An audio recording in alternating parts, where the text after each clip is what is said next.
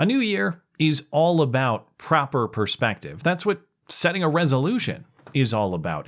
Resetting your mind to the discipline of a better course for your life. And that concept is just as applicable to our society as a whole as it is to us as individuals. The new year is a great time to get yourself back to first principles. And that's also true for our country in desperate need of it. Even supposedly dangerous first principles. And I say dangerous only because this video is going to include some serious Susan bait. So let me be clear up front to our all-knowing horse-faced overlord of all that is good and holy and scientific, Her Highness Queen Susan WikiWiki. This video is not a call to violence. This video is not a general endorsement of violence. This video is an abstract philosophical discussion about right and wrong and about moral clarity in navigating those complexities. And that's the frustrating part. I shouldn't have to do that qualifier, but I do, because what is baseline American political philosophy, the founding spirit of this country, is now treated as taboo or forbidden or even terroristic, depending on who you ask. It's not just that we don't understand our country's philosophy, it's that we think it's evil. And so to defend it isn't just to be intellectually wrong, it's to be morally wrong too. Take free speech or due process, for example. These aren't moral goods in that they protect the rights of all of us. No, these are moral wrongs because they protect the KKK rally or the accused abuser of women just as much as they protect the most upstanding among us. We hear this sort of dismissive thinking about our first principles all the time. It's a failure in our country to understand the why questions.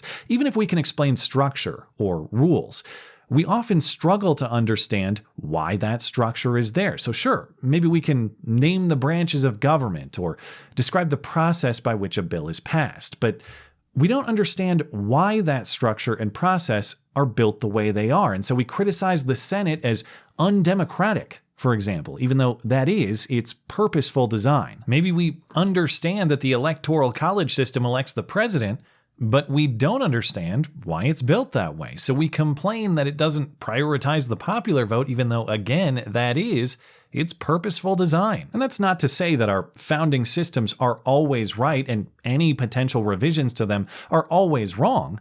But it is to say that our system is built on years of intense philosophical thought and debate among the smartest men of their time. So it would be wise to understand and at least consider all of that thought before immediately dismissing it as the ramblings of the racist buffoons of yesteryear who obviously had no concept of our sophisticated modern life. In other words, it'd be wise for us to stop and think about those why questions for a good long while before we so confidently dunk this country's philosophical basis into the trash. That is the context for some polling news this week that demonstrates exactly that effect. There's the knee-jerk so-called good person response, and then there's the correct response. And once again, our country is decisively and woefully on the wrong side of an important foundational concept. It's a shock poll, at least implicitly. A third of Americans say violence against government, quote, can be justified. That's the finding from the Washington Post and the University of Maryland in their poll that was published on Saturday. That portion of Americans who say they believe violence against the government can at times be justified is the largest share expressing that view since the question has been asked in various polls in more than 2 decades. And of course, many outlets are framing these responses with reference to January 6th, but they need not be. Indeed, the specific question made no such reference. The question is, quote, do you think it is ever justified for citizens to take violent action against the government, or is it never justified? If there is any shock value to this poll, it's that the overwhelming majority say never. And sure, it's a question you may not want to answer totally truthfully. For the same reason I'm choosing my words extra carefully in this video, you may get in some trouble if you're too blunt. And of course, there's the question of whether people even tell pollsters the truth anyway, and how much you trust pollsters generally anyway. But let's say that a good chunk of that 62% never majority is softening their responses, and the true number is closer to 50-50. It is still a shock statistic for half of Americans to say that resistance to government is never justified, particularly in a country that, like many others, was founded on resistance to government. We are founded on a declared rebellion against the crown. Would this 62% say that the American Revolution was unjustified? Take any of history's examples. Of course, World War II and resistance to Hitler is always a preferred reference. Would this 62% say that overthrowing the Nazis was unjustified? And it's tempting to think, well, yeah, the poll respondents weren't thinking about that. They were thinking about the current context of an American republic that ostensibly respects your rights. Well, number one, then don't respond never, because there's a whole mountain of conditions you're not considering. But number two, if so, then these poll respondents apparently did not read the poll, which was conducted online with plenty of time to think about it. The poll offered open-ended questions where respondents could identify reasons that could justify resistance. Say the government outright oppresses people.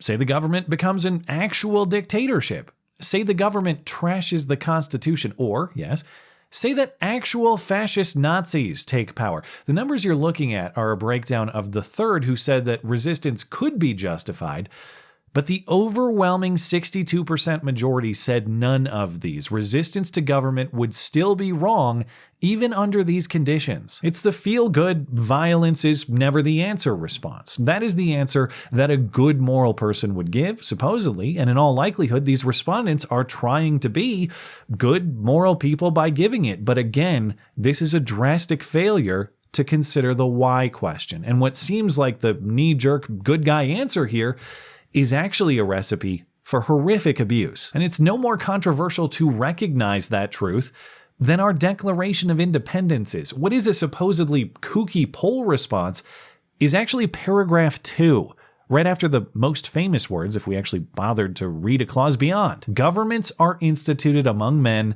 to secure our inalienable rights. And whenever any form of government becomes destructive to those ends, it is the right of the people to alter or abolish it and institute new government. Don't mind him, that's just Thomas Jefferson authoring the philosophical basis for our country, plainly in a small minority now mocked by the rest as crazy. So was Jefferson wrong? Or have we lost sight and understanding of the principles at stake here? Most fundamentally, the idea that government can do no wrong and must always be obeyed rests on the flawed premise that government exists on some separate moral plane from the rest of us, that if government does it, it's automatically legitimate and justified. But it isn't. And we shouldn't think of government any differently than we think of our neighbor next door. They are both simply people. And I don't think most of us would agree that physical resistance against our neighbor is never justified. If my neighbor breaks into my house, kills my family, and holds me at gunpoint, I would be justified in neutralizing that threat. I think we can still agree on that. By logical extension, if the government did that same thing, then the same moral justification for resistance would also apply. If government, made of people, by people, for people, is just as capable of immorality and the violation of your rights as any of the other people around you are, it's not just a possibility that resistance to it could be justified, it's actually a moral imperative, because to submit to any person unconditionally is to submit to injustice. Even if we find that injustice hard to imagine today, history tells us it is always looming. And so vigilance is wise. That's the irony in being ridiculed by the self-appointed morally righteous among us. They accuse those of us who understand that reality of being thoughtless, when it's completely clear they have put exactly zero thought to it themselves. I first became aware of this poll through a Facebook post by Bill Maher, and yeah, his audience is going to skew toward the backpatting, supposedly moral majority, but the comments section is telling. Oh, wow, they must have had no civics classes. Scary, so many still believe Fox's lies, says the civics expert who has no understanding for the very reason our country exists in the first place. Well, thank goodness for the sane 2/3 who think the government should have a blank check to do whatever its corrupt heart desires to its subjects. Well, given the baseline stupidity of this country, I'm surprised the number who say resistance can be justified isn't higher. There is nothing more treacherous or baseline stupid then thinking that unconditional submission to the state is the correct moral philosophy, no matter what you think about January 6th. And even if you do fall victim to the intentional conflation and provocative imagery the media use to try to condition that submission, the philosophy that government can never be confronted, never be challenged, never be dissolved, and never be rebuilt is infinitely more wrong and dangerous than anything you witnessed that day. Even the biggest, pointiest buffalo horns ever sharpened can't do the damage that deranged thinking is guaranteed to. Thanks as always for listening and for supporting this channel. Always appreciate that thoughtful discussion down below, and especially over on Parler. That is at ML Christiansen. You're always welcome to coming out and chat in my live streams. Those are linked down in the description. Looking forward to it. Goodbye.